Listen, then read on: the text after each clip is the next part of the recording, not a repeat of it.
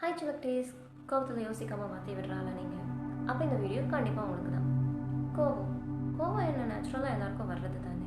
இதில் என்ன இருக்குது அப்படிலாம் யோசிக்கக்கூடாது. அதில் தான் விஷயமே இருக்குது. கோவம் வர்றது நேச்சுரல் தான்.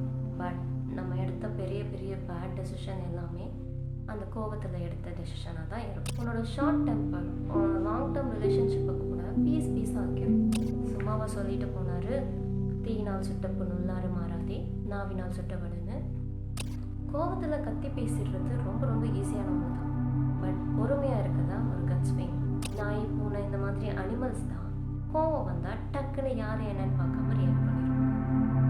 நமக்கும் அதுங்களுக்கும் இருக்கிற வித்தியாசமே அந்த பொறுமை அப்படிங்கிற குணம் தானே. அந்த பொறுமையை உங்ககிட்ட இல்லை அப்படின்னா you're nothing but an animal. So கோவம் வந்த உடனே ரியாக்ட் பண்ணுறதுக்கு பதிலாக ஒரு 5 minutes யார்கிட்டையும் பேசாமல் கண்ணை மூடி உட்காந்துரு.